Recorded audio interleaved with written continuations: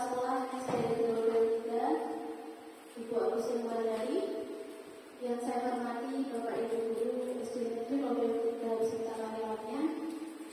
Alhamdulillah pada hari ini kita dapat berkumpul dalam rangka diseminasi modul 1.4 tentang budaya positif yang akan saya sampaikan pada hari ini. Baik Bapak Ibu, sini saya akan menyampaikan tujuan pendidikan. Jadi menurut Ki Hajar Dewantara, tujuan pendidikan adalah menuntun segala kodrat yang ada pada anak-anak agar mereka dapat mencapai keselamatan dan kebahagiaan yang setinggi-tingginya, baik sebagai manusia maupun anggota masyarakat. Jadi di SD kita ya banyak sekali murid yang bermacam-macam karakternya. Jadi tugas kita sebagai guru adalah menuntun, bukan menuntut. Jadi menuntun anak sesuai dengan kodrat anak itu sendiri. Diibaratkan juga seperti itu, benih padi. Jadi benih padi itu murid-murid kita, dan kita sebagai petani ya. Sedangkan lahannya atau sawahnya itu adalah sekolah.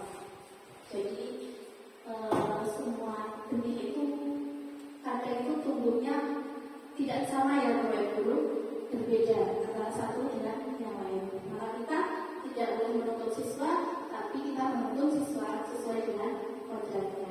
Jadi ada kodrat alam dan juga kodrat zaman. Kodrat alam itu yang ada pada anak itu sendiri. Kemudian kalau kodrat zaman kita sesuaikan pembelajaran kita dengan zaman yang kita sekarang ini ya. Baik. Oleh sebab itu, pendidik hanya dapat menuntut atau hidupnya kekuatan kodrat yang ada pada anak-anak agar dapat memperbaiki waktunya, bukan dasarnya. Hidup dan tumbuhnya kekuatan kodrat anak. Jadi tidak boleh memaksakan, tidak boleh menuntut anak itu harus seperti ini. Jadi anak itu boleh berkembang dengan kodratnya sendiri seperti ini. Baik, lanjut tentang budaya positif.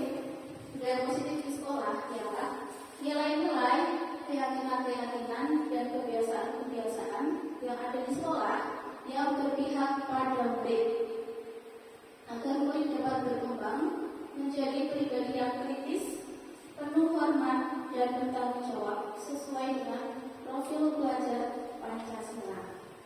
Kira-kira ini Bapak Ibu, budaya positif apa yang sudah terlaksana di SD kita ini ya? Mungkin ada yang mau berpendapat, Bapak atau Ibu Guru? Sombong? Budaya positif? Banyak. Apa aja Pak? Ya, salam. Kemudian sapa, senyum. Jadi menciptakan sesuatu yang baik, sesuatu yang positif di sekolah kita. Saling tolong-menolong antara guru, antar siswa, itu ya. Selain itu ada lagi banyak sekali. Itu ya. Jadi sebelum memulai pembelajaran kita sudah membudayakan berdoa di dalam kelas dan membaca Asmaul Husna. Kita lanjutkan. Sini terdapat konsep inti budaya positif. Ada 8. Yang pertama, perubahan paradigma belajar. Kemudian yang kedua, disiplin positif, nilai-nilai kebajikan, kebutuhan dasar manusia, motivasi perilaku manusia, restitusi atau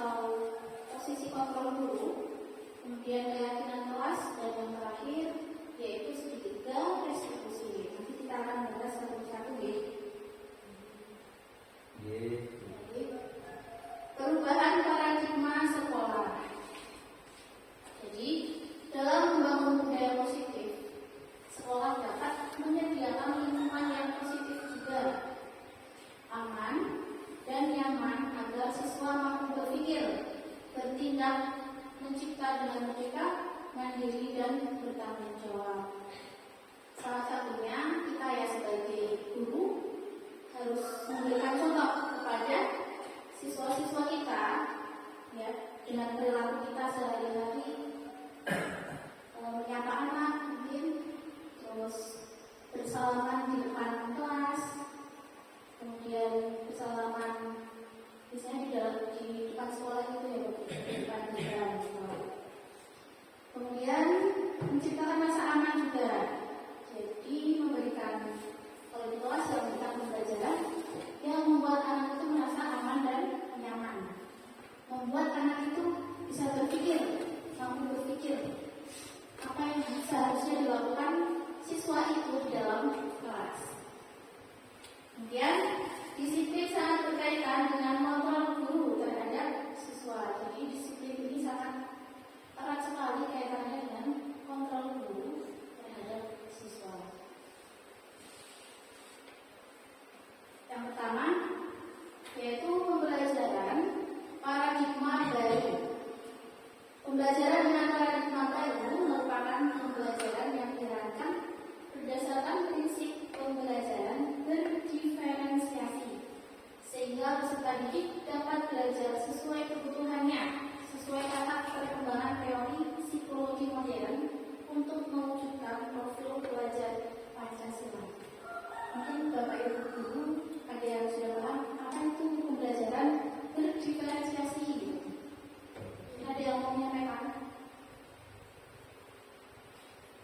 Pembelajaran yang dilakukan sesuai, jadi dikelompokkannya sesuai dengan karakteristik anak tersebut. Jadi pembelajarannya bukan hanya mungkin membaca aja, tapi bisa juga dengan melihat video atau melihat video itu ya, lihat video kemudian membaca, kemudian juga bisa membuat poster, kemudian membuat kartu pertanyaan, itu juga bisa. Jadi terserah nanti anak-anak mau milih yang mana, sesuai kemampuan. Ya, sesuai kemampuan anak bersekali tugas, sesuai kemampuan anak ya. Jadi ada kemampuannya yang kurang, kemudian sedang, dan kemampuannya tinggi. Jadi kita harus membedakan, jadi mengelompokkan sendiri-sendiri. Kemudian profil pelajar Pancasila, Bapak Ibu, di sini ada 6 ya. Yang pertama, beriman, berakhlak mulia, beriman kepada Tuhan Yang Maha Esa dan berakhlak mulia. Kemudian yang kedua, berkebinekaan global. Yang ketiga, bergotong royong, kemudian kreatif, bernalar kritis, dan juga mandiri. Kalau beriman itu berkaitan dengan apa ya? Yang kita kepada Tuhan Yang Maha Esa. Jadi kita juga harus menumbuhkan kesadaran anak untuk beribadah ya, beribadah kepada Tuhan Yang Maha Esa melalui berdoa sebelum belajar, kemudian ketika di siang hari sholat tepat waktu. Kita juga sudah melaksanakan ya Pak ya. Jadi sholat zuhur berjamaah di sekolahan dan musola juga sudah tersedia. Untuk yang kedua, kebinekaan global itu yang seperti apa ya, Ibu?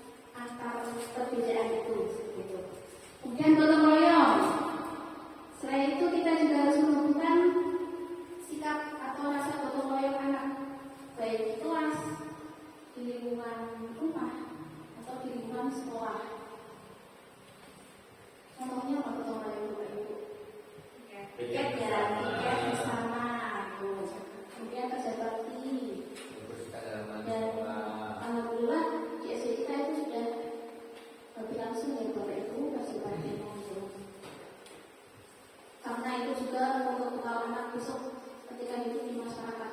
Jadi harus saling membantu, saling gotong royong pada sesama.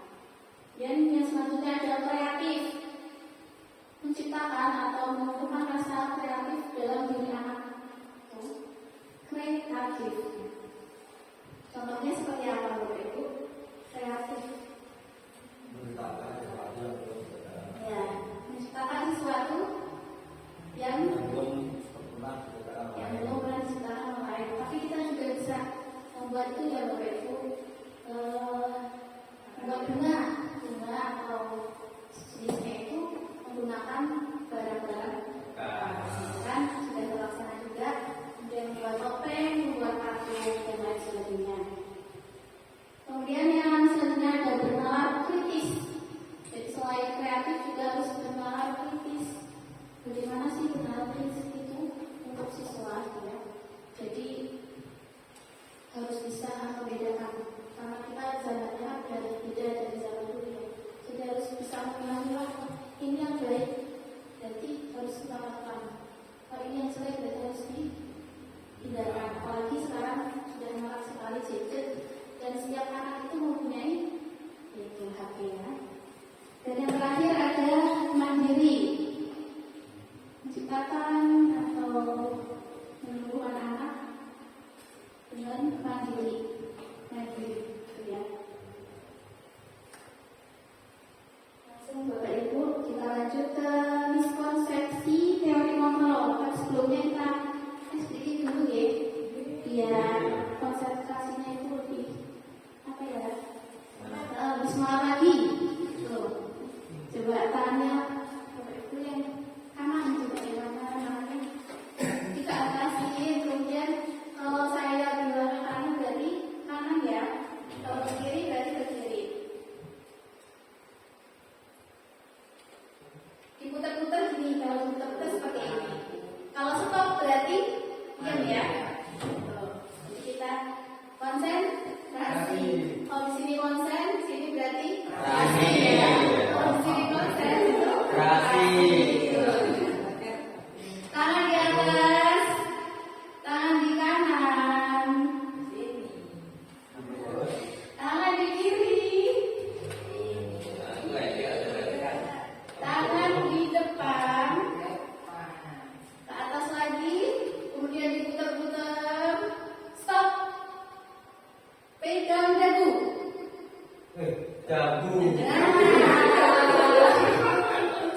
Kemudian ke atas lagi, stop,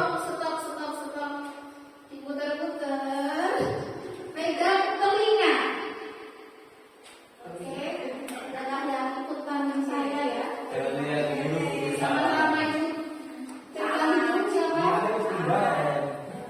Sekali lagi ya Bapak Ibu, diputar-putar, kemudian stop, pegang kaki.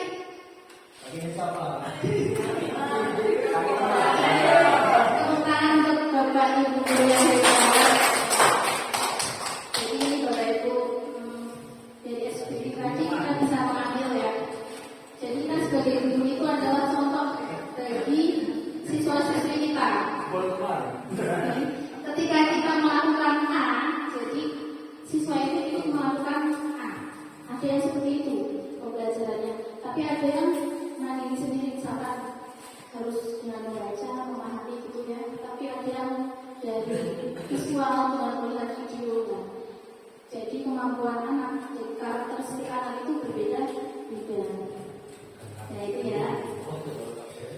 Miskonsepsi teori kontrol. Yang pertama, ilusi guru mengontrol murid. Jadi cuma ilusi aja. Kalau kita sebagai guru itu mengontrol murid, karena kontrol diri itu sebenarnya harus timbul dari diri sendiri. Kita nggak bisa kontrol. Misalkan ya, murid kita di kelas, anteng kan pas kita tungguin gitu.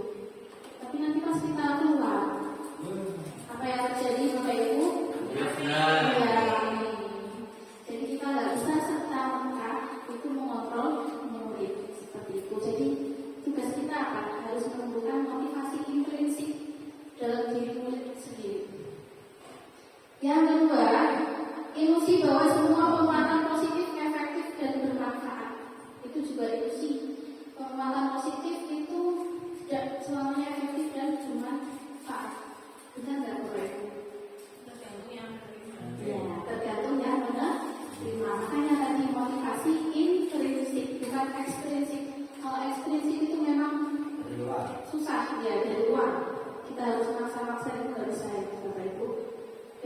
selanjutnya ada ilusi bahwa kritik dan membuat merasa bersalah mampu menguatkan karakter. Itu juga sebuah ilusi.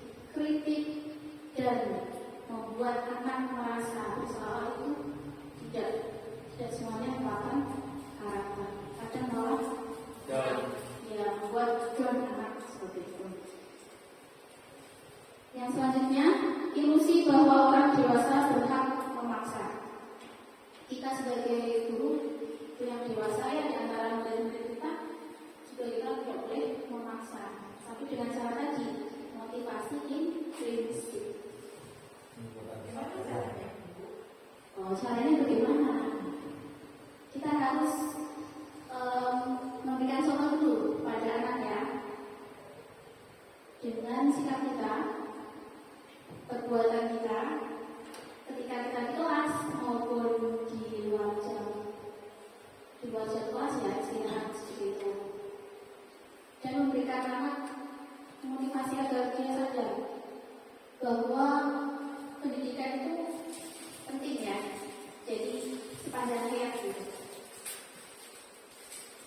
Kemudian selanjutnya ada mengubah paradigma stimulus respon ke pendekatan teori kontrol. Di sini ada stimulus respon dan juga teori kontrol.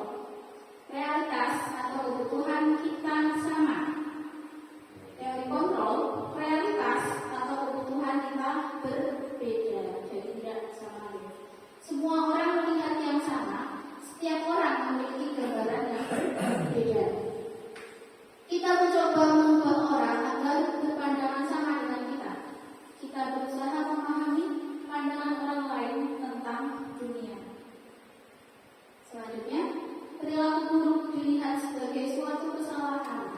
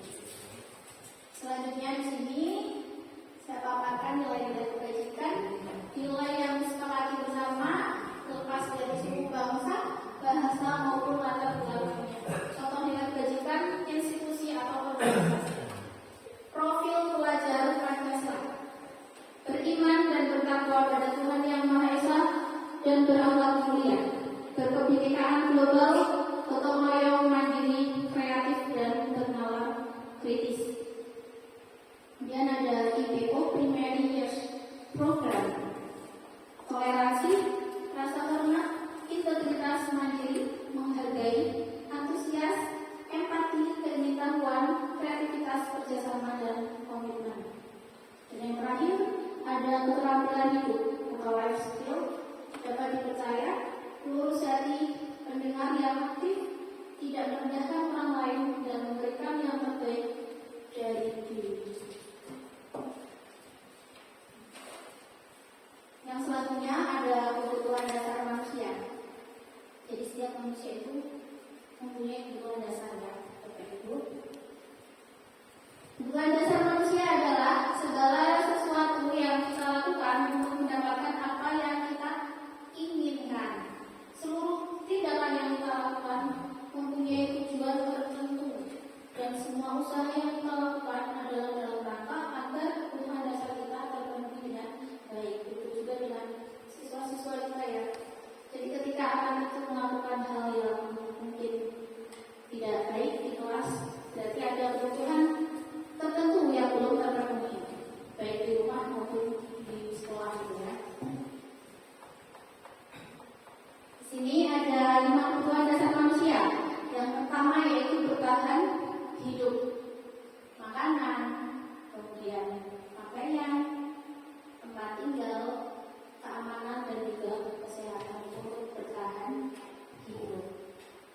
Selanjutnya ada kasih sayang dan rasa diterima. Rasa diterima, dipedulikan, berbagi, kerjasama, menjadi bagian dalam kelompok. Yang ketiga ada penguasaan, harga diri, keinginan untuk dianggap, memimpin, berprestasi, diakui, didengar. Kemudian kebebasan, mandiri, memiliki pilihan, mencoba hal baru, mampu mengendalikan arah dirinya. Dan yang terakhir yaitu kesenangan, bermain, humor, antusiasme, tertawa. Jadi ini kelima kebutuhan dasar ini yang biasanya terjadi. Yang terjadi ketika kita melakukan pembelajaran di kelas ya. Ketika anak itu mungkin mengantuk,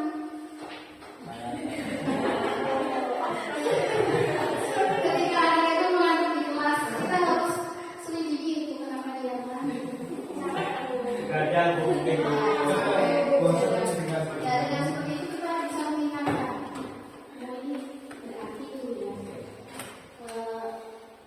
butuh apa namanya perhatian dari guru. Kemudian selain ngantuk ya, biasanya anak tuh usil sendiri di kelas. Karena apa? Yaitu caper, cari perhatian. Oh, kita bisa menyimpulkan bahwa dia itu butuh kasih. Kita tidak boleh memarahinya ya. Jadi murid itu harus jadi ya harus sabar kita menghadapi murid lagi.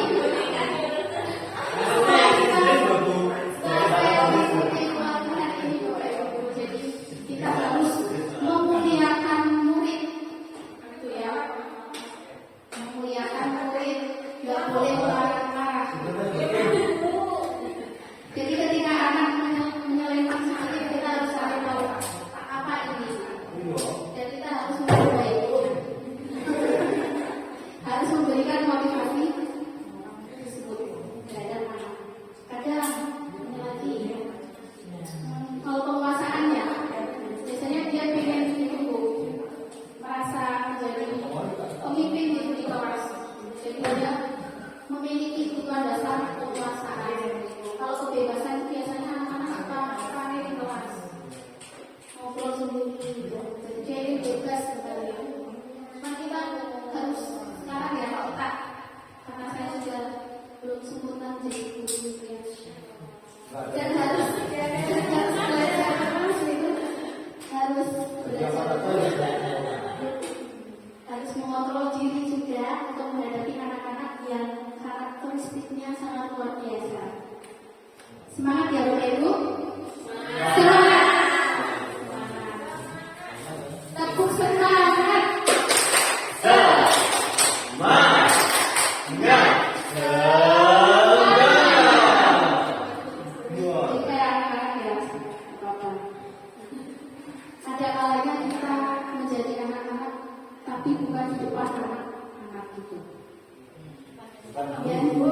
kesenangan ini biasanya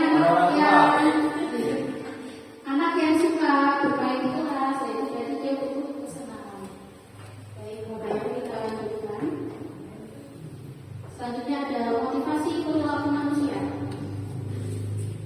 Yang pertama, untuk menghindari ketidaknyamanan atau hukuman. Jadi memberikan motivasi perilaku manusia itu untuk menghindari ketidaknyamanan atau hukuman.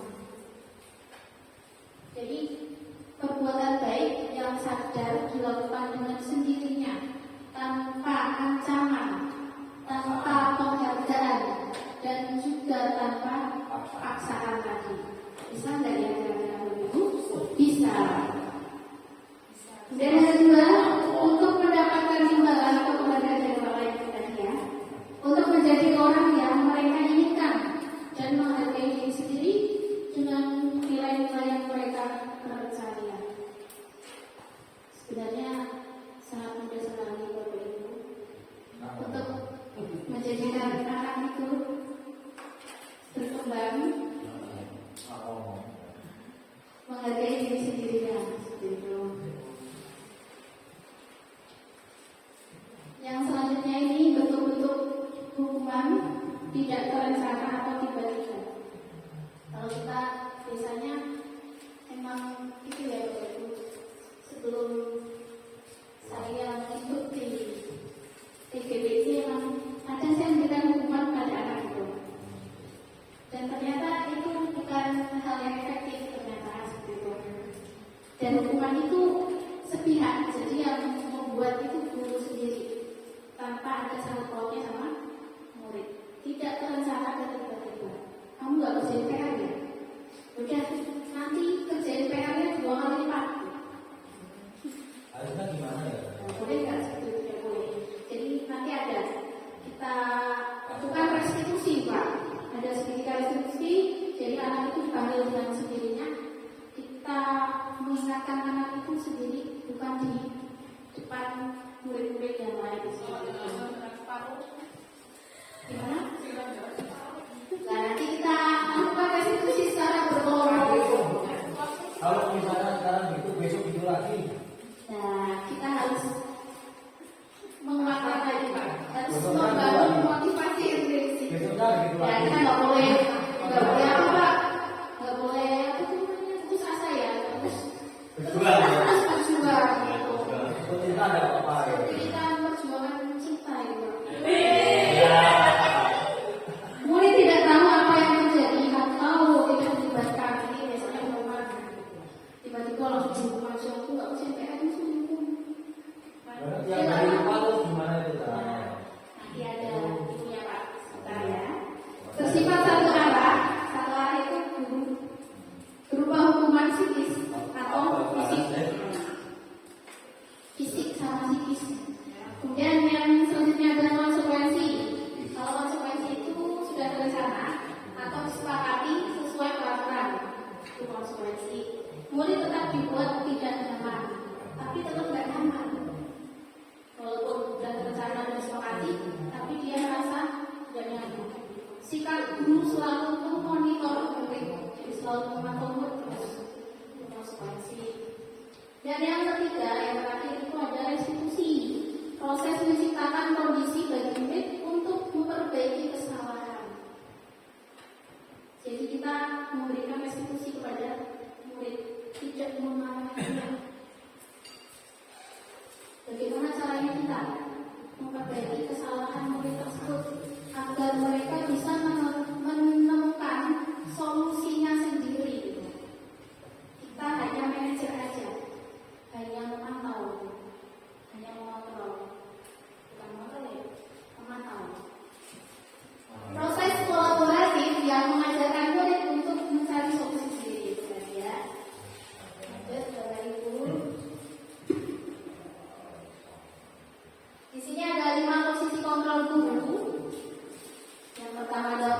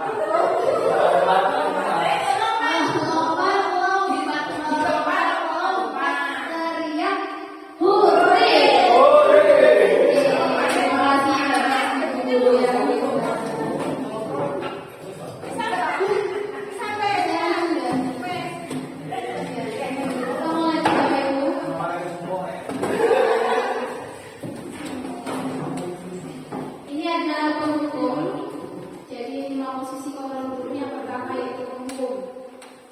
Penghukum itu ketika murid melakukan kesalahan, guru itu langsung menghukum. Misalkan ada yang ngantuk gitu, kita langsung menyuruh murid tersebut berdiri di depan kelas. Atau misalkan ada yang tidak membaca PR gitu ya, Suruh pulang dulu. muridnya disuruh keluar. Kalau enggak berdiri di depan kelas, itu penghukum. Kemudian yang kedua ada pembuat merasa bersalah. Ini contohnya, misalkan tadi ngantuk atau ngobrol sendiri. Misalkan Mas siapa ya, Mas Bima ya, Mas Bima, kok kamu kayak gitu sih? Kok kamu nggak menghormati atau menghargai guru di depan? Itu membuat merasa bersalah. Kemudian teman, kalau teman itu kita seperti mengajak ngobrol gitu. Gimana? Kok kamu kayak gitu? Boleh nggak sih kayak gitu kan? Enggak, kan biasanya tidak tuh. Yaitu contohnya kalau teman ya. Dan yang selanjutnya pemantau, kita memantau murid yang melakukan kesalahan tadi, memantau kemudian memanggilnya gitu ya. Dan yang selanjutnya ada manajer.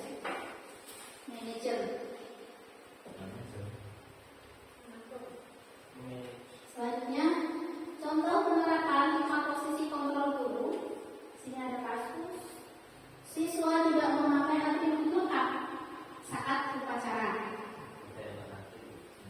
Ini contohnya penghukum ya. Hormat pada bendera selama 1 jam. Jadi ketika nggak pakai kaos kaki putih gitu ya, saya putih, topi, dasi itu. Ini contoh dari penghukum itu, muridnya disuruh hormat bendera selama 1 jam. Ya boleh 3 jam atau sampai 2 gitu ya. 3 hari.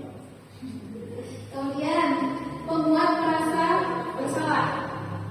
Ini contohnya.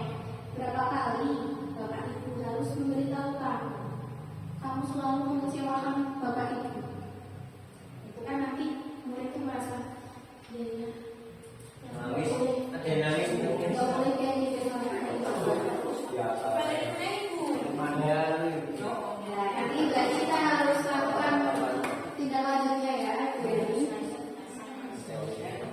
Kemudian teman, ayo dong ikuti aturan sekolah, tolong bantu Bapak Ibu ya, sekali ini saja. Ya sudah, tidak apa-apa. Saya lagi. Lain kali jangan berbuat seperti itu lagi ya. Besok dipraktekkan ya Bapak Ibu.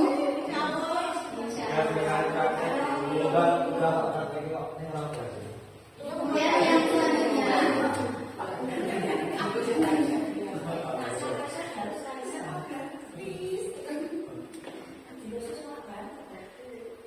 yang ini pemantau ya Ibu. Kamu sudah melanggar aturan sekolah, ini pemantau. Kamu sudah melanggar aturan sekolah, kamu tahu konsekuensinya? Itu jenis pemantau. Setelah upacara, kamu beli atributnya untuk operasi dan jangan diulang lagi. Tuh, pemantau. Disuruh beli gitu ya. Dan yang selanjutnya, apakah kamu tahu kesalahanmu? Ini manajer. Jadi menuntut anak untuk berpikir. Apakah kamu tahu kesalahanmu? Kira-kira bagaimana kamu memperbaiki kesalahanmu? Jadi anak berpikir kalau seperti itu. Ya, aku salah. Gimana ya memperbaiki kesalahannya? Makanya kita sebagai guru harus mendorong motivasi belajar. Nah ini sekarang silakan Bapak Ibu dijawab. Posisi kontrol apakah aku? Tadi posisi kontrol ada 5 ya. Coba disebutin apa aja. Masih ingat enggak? Manajer, oke. Pemantau. Terus teman. Pembuat merasa salah. Oke, menghukum. Tepuk tangan untuk Bapak Ibu.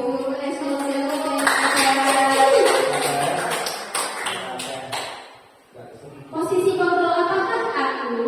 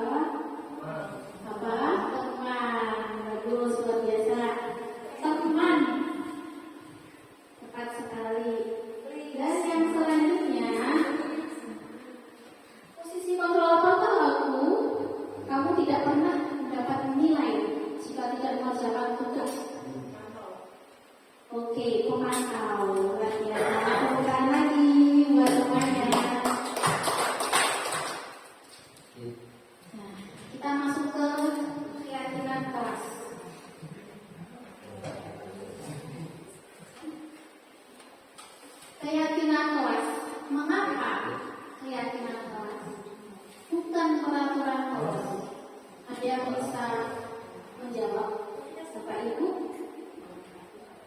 Mengapa keyakinan kelas?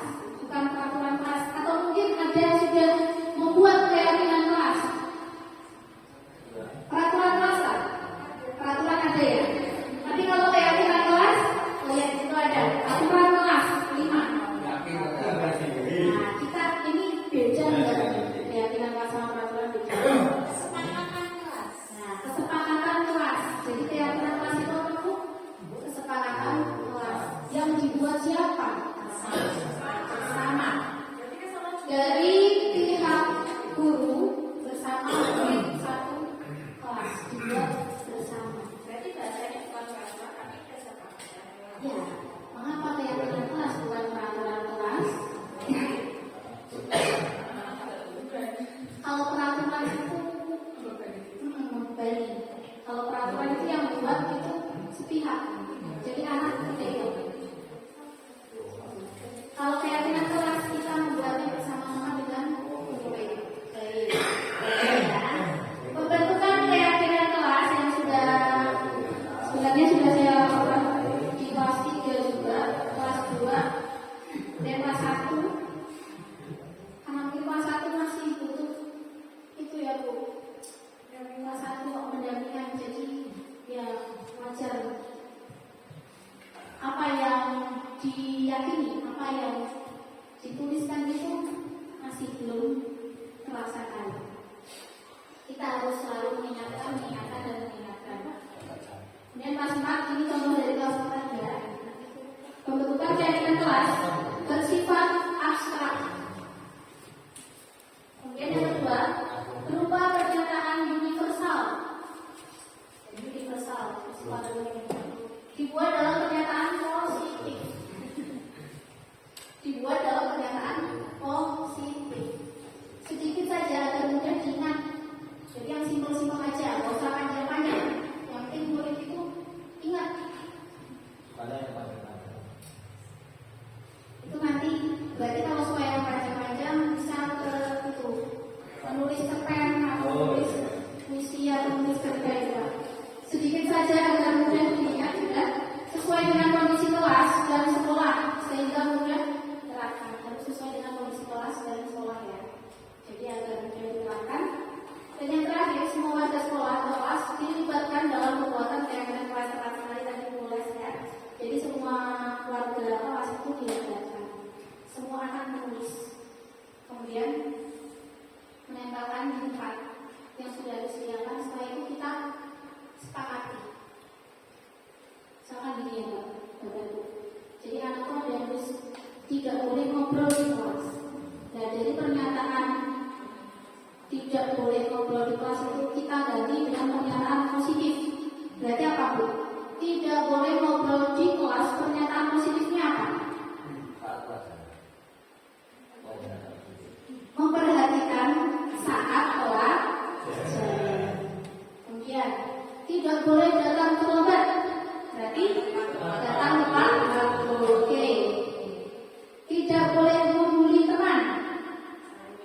Oke, saling menyayangi. Tidak membuang sampah sembarangan. Buanglah sampah pada tempatnya. Jadi ini masuk ke menjaga kebersihan. Kalau datang tepat waktu tadi berarti masuknya kan nilai kebajikan apa? Disiplin. Yang saling menyayangi tadi menghargai, seperti itu.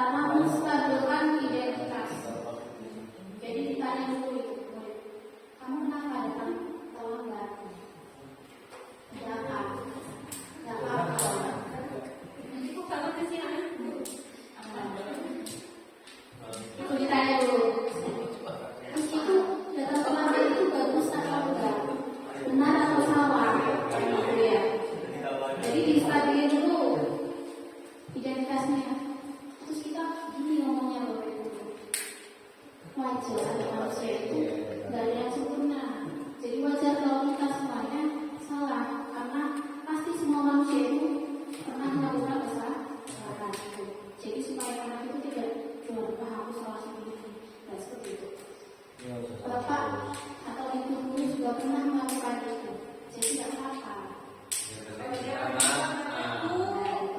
Makanya. Terus yang kedua, validasi tindakan yang salah. Kalau seperti itu salah enggak? Datang terlambat itu salah atau enggak? Tidur di kelas itu salah atau enggak? Salah. Kalau nggak BPR itu baik atau salah, gitu ya? Dia pasti bilang salah, maafkan saya. Ya. Saya nggak mau mengulangi itu. Salah baik itu. Yang ketiga, menanyakan keyakinan. Setelah kita membuat keyakinan masa dia Bapak Ibu bersama murid di kelas itu, kita tanyakan lagi. Apakah yang aku lakukan itu sesuai dengan keyakinan kelas? Nanti dia berpikir, keyakinan kelas tadi itu, oh iya, tidak sesuai itu. Maka dari itu, apa yang harus kamu lakukan? Tidak mengulangi hal itu. Cari solusinya, Bu. Kalau misalnya ngantuk di kelas itu ya, nanti besok pagi jangan tidur semalaman karena bikin ngantuk dan lain sebagainya. Kenapa tidak melaksanakan PR? Lupa, Bu. Berarti harus punya catatan agar tidak lupa bagaimana bisa langsung dikerjakan pas pulang sekolah.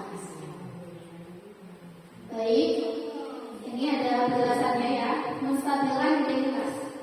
Berdasarkan prinsip membuat kesalahan adalah bagian dari proses pembelajaran. Prinsip membuat kesalahan itu adalah bagian dari proses pembelajaran. Nah, ini kata-katanya. Berbuat salah itu wajar. Kita harus mengucapkan atau mengingatkan pada murid seperti itu. Tidak ada manusia sempurna. Ibu, bapak juga pernah melakukan itu. Ibu atau bapak tidak mau mencari siapa yang salah, tapi ibu bapak ingin mencari solusi dari permasalahan ini. Jadi kita harus berkata yang halus pada murid. Hanya seperti yang dikatakan Diajar Dewantara. Menuntun sesuai dengan kodrat anak. Ya, menuntun. Kamu berhak merasa begitu. Kamu berhak merasa begitu. Misalkan diboceki temannya ya, diganggu temannya, itu berhak merasa begitu, jengkel aja gitu. Kadang malah berkata yang mungkin tidak layak gitu kan, tidak baik, itu berhak merasa begitu. Tapi nanti gimana solusinya supaya kamu tidak emosi, tidak merasa jengkel dan mengeluarkan kata-kata yang salah. Jadi mengingatkan. Itu dalam menstabilkan identitas. Kemudian yang kedua adalah validasi tindakan yang salah. Berdasarkan prinsip setiap perilaku berupaya memenuhi suatu kebutuhan tertentu. Jadi ini tentang validasi tindakan yang salah. Prinsip setiap perilaku berupaya memenuhi suatu kebutuhan tertentu. Ini yang pertama, kalau Bapak Ibu, kamu pasti punya alasan mengapa melakukan hal itu. Jadi ada alasannya. Kalau kamu tadi ngomong masak sama si A, kenapa? Kan dia cerita. Tidak apa-apa. Bapak Ibu guru juga pernah marah, pernah melakukan itu. Jadi tidak apa-apa. Dia cerita dengan sendirinya itu ya. Dan yang selanjutnya, padahal kamu bisa melakukan lebih buruk dari ini ya. Kita main-mainnya kayak gitu supaya dia tidak merasa terlalu. Padahal kamu bisa melakukan lebih buruk dari ini. Kenapa tidak? Nah itu ya. Terus yang selanjutnya, kamu patut bangga karena telah melindungi sesuatu yang penting buat kamu. Misalkan barang miliknya ya, entah penghapus, buku, tas, dan lain sebagainya. Itu kan dia melindungi benda-benda milik dia ya. Jadi seperti itu kan. Kita harus mengatakan patut bangga karena kamu telah melindungi sesuatu yang penting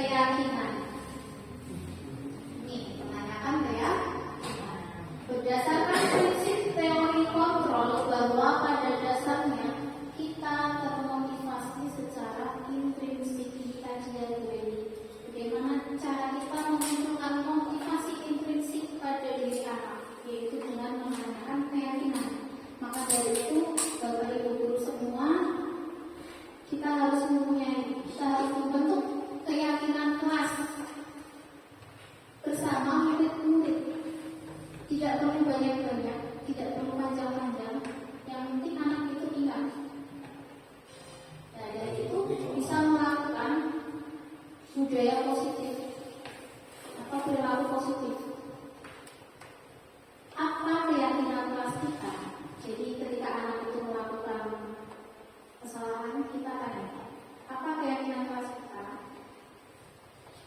Nanti dia akan jawab. Tapi kalau misalkan ya, misalkan merusak bukunya teman gitu ya, pasti dia jawabnya gini, apa keyakinan kelas kita? Tidak boleh merusak barang teman. Berarti harus saling menghargai. Nilai-nilai apa yang kamu telah sepakati bersama tidak ada lagi? Apa? Kalau tidak boleh merusak benda temannya, nilai apa yang disepakati kemarin? Menghargai. Seperti apa gambaran sebuah kelas yang ideal menurut kamu? Nanti ditanya juga seperti itu. Seperti apa gambaran kelas yang menyenangkan atau nyaman menurut kamu? Itu ya kalau bahasanya anak SD anak kecil itu, yang nyaman, yang enak, yang asik. Itu menurut kamu seperti apa? Dia bisa nyebutin. Kamu ingin menjadi orang yang seperti apa? Setelah melakukan kesalahan tadi, ditanya kamu ingin menjadi orang yang seperti apa? Ya dulu saya tidak akan kembali lagi. Seperti itu. Mungkin itu ya Bapak Ibu. Kita lanjutkan. Ini ada praktek restitusi dari saya. Kemarin contoh aja. Jadi saya mengajak.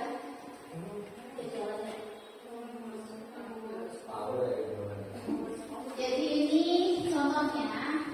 Saya mempraktekkan 2 anak kemarin dari kelas 5 semua. Saya menunjuk anak itu nggak pada ngomong. Saya siapa yang mau bantu berangkat? Dan langsung aja. Gak usah ditunjuk-tunjuk. Terus akhirnya ada Bima sama Hafinda itu. Dia mau diajak. Prakteknya di sini dia mau ngumpul-ngumpul meja. Jadi dia mau ngumpul-ngumpul meja di saat saya memberikan tugas di kelas. Pas saya, jadi ini ceritanya Bima ini udah selesai mengerjakan tugas. Dia mungkin merasa bosan itu, merasa boring ya, terus ngumpul-ngumpul meja. Kedengeran tidak?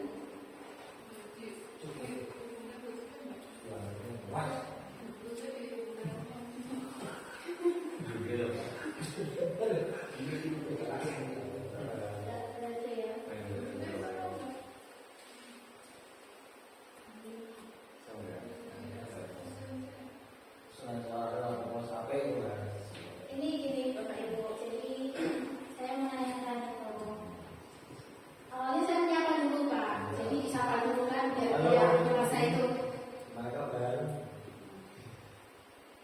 menanyakan dulu gimana, udah istirahat belum? Kan ini pas harus istirahat ya Pak, harus istirahat Pak. Saya tanya dulu, apakah Mas Bimo udah istirahat? Sudah dulu. Terus Mas Bimo tahu nggak apa yang dipanggil sini? Nggak tahu dulu. Terus tadi kan setelah menyelesaikan tugas, saya melihat, jadi guru melihat kamu itu mengumpul meja. Benar nggak? Benar Bu. Boleh nggak mengumpul meja itu? Mengganggu ukurannya nggak? Ditanya gitu. Iya Bu, mengganggu. Jadi kita harus tanya gitu ya. Terus apakah mengumpul meja itu mengganggu teman? Iya. Terus kamu masih ingat nggak keyakinan kelas kita?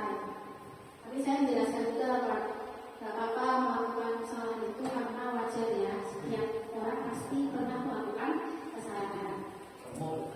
Kemudian saya menanyakan keyakinannya. Saya menanyakan keyakinan, apakah yang kamu perbuat itu berlawanan dengan keyakinan kelas? Ya, tentang menghargai teman. Karena memukul itu membuat yakin ya, jadi anak di sekitarnya juga tergabung. Nah setelah itu saya menanyakan solusinya. Solusinya gimana setelah kamu melakukan kesalahan tadi di kelas? Ya kan nggak tahu Pak. Karena dia hobinya memukul-mukul ya, jadi bisa di apa Pak? Disalurkan. Hobinya kan musik ya. Jadi saya menyarankan dia untuk mengikuti ekstra dan juga ekstra berbeda. dari hal kesalahan tadi kita bisa salurkan ke hal yang baik, yaitu mengikuti ekstra dan dari itu dia tidak akan mengulangi lagi seperti itu. Mungkin ada yang mau sharing pengalaman terkait kelas? Mungkin di antara kita pernah ya melakukan hal yang sudah dipaparkan tadi, mungkin seperti menghukum, membuat merasa bersalah, yang teman, manajer dan juga pemantau seperti ya. Ini jadi di antara kelima kontrol guru tadi atau kontrol guru tadi, jadi yang paling tepat kalau menurut saya itu ya manajer tadi. Dengan kita melakukan segitiga restitusi. Ada yang mau bertanya? Saya mau tanya di guru. Ya, ini terus terang pernah ada kasus seperti ini. Ini kebetulan kejadiannya berarti ada anak yang pada saat pelajaran itu diberikan tugas oleh guru, kemudian dia menulis, mungkin karena tulisannya salah dan sebagainya, dicoret-coret. Kemudian setelah dicoret-coret itu mau dihapus, tapi dia tidak bisa menghapus, akhirnya jadi apa ya? Jadi ngamuk. Nah, hal ini kalau misalnya diterapkan dalam penerapan sesuai dengan teori yang didapat oleh guru penggerak itu menangani untuk untuk bisa mencari solusi hal tersebut itu bagaimana? Kalau mau dijelaskan. Terima kasih. Itu dari kelas berapa Pak?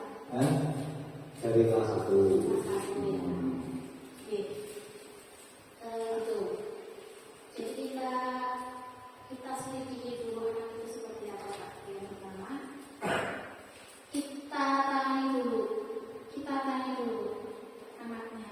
Kenapa kamu tadi yang nyolek itu ya Pak, yang tulisannya nyolek sendiri. Karena jengkel dia nyolek sendiri. Terus saya nggak bisa menghapuskan. Kita tanya dulu kenapa kamu seperti itu. Karena anak kelas 1 emang masih susah komunikasinya ya Bapak Ibu. Jadi kita harus sabar. Jangan sampai kita menyakiti itu ya, baik dari perkataan maupun perbuatan seperti itu, fisik dan psikis itu ya. Walaupun seperti itu ya, kadang kalau murid itu emang semuanya benar Pak, semuanya benar walaupun salah gitu ya. Jadi kita harus sabar. Tadi yang pertama ditanya dulu, kenapa kamu seperti itu? Kenapa? Terus setelah itu dia jawab. Kita harus kasih dengan cara kami Pak. Enggak apa-apa. Guru atau Pak Guru juga pernah melakukan hal itu, kesalahan. Jadi apa kita melakukan kesalahan itu? Nah, kita tangani di awal dulu Pak, misalkan kerja gitu ya. Terus itu perbuatan baik enggak? Dia nanti jawab kan perbuatan baik enggak seperti itu. Nanti dia bisa berpikir sendiri ya, berpikir. Setelah itu boleh enggak seperti itu? Mau diulangi enggak? Nanti siswa silakan jawab. Nanti kalau misalkan kok sudah berulang kali seperti itu ya Mas, kita tahu kondisi muridnya seperti apa. Apakah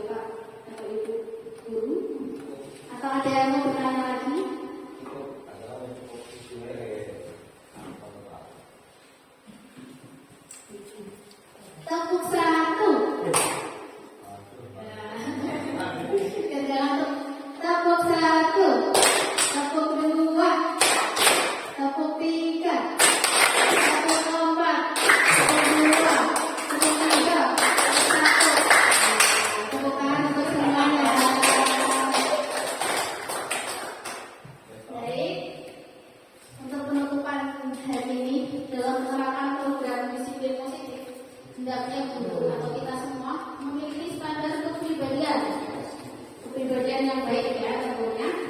Kemudian profesional, di mana kita bisa menempatkan kita sebagai guru ketika pembelajaran di kelas.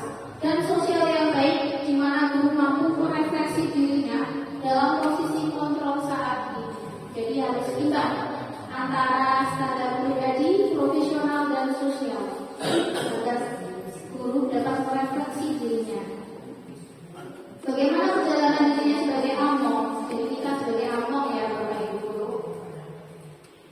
Dan juga manajer yang menuntun murid, sekali lagi menuntun dan menuntun, bukan menuntun murid-muridnya menjadi insan yang mandiri, merdeka, dan bertanggung jawab. Semoga kita selalu diberi kemudahan dalam membimbing dan menuntun murid-murid kita untuk menjadi insan yang bermanfaat, mandiri, dan bertanggung jawab, dan menjadi orang yang sukses pada akhirnya nanti ya. Amin, Allahumma amin. Bapak Ibu guru yang hebat, Presiden Program 3, Ibu Kepala Sekolah, dan kawan-kawan, saya mengucapkan terima kasih karena Bapak Ibu semuanya sudah berkenan mengikuti ya destinasi modul 1 dari 4 yang emang ini syarat dari saya mengikuti pelatihan guru bergerak ini, dan doanya supaya lancar. Dan saya cukupkan sekian. Salam dan khilaf, mohon maaf yang sebesar-besarnya. Wabillahi taufiq wal hidayah. Wassalamualaikum warahmatullahi wabarakatuh. Salam bergerak, tergerak, bergerak, menggerakkan.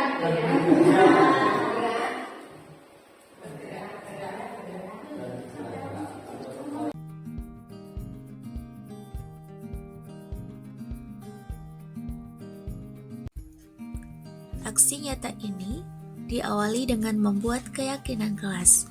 Saya dan murid-murid membuat keyakinan dengan cara mencatatkan curah mendapat dari murid-murid akan keinginan mereka di dalam kelas, untuk dirumuskan menjadi keyakinan kelas secara bersama-sama.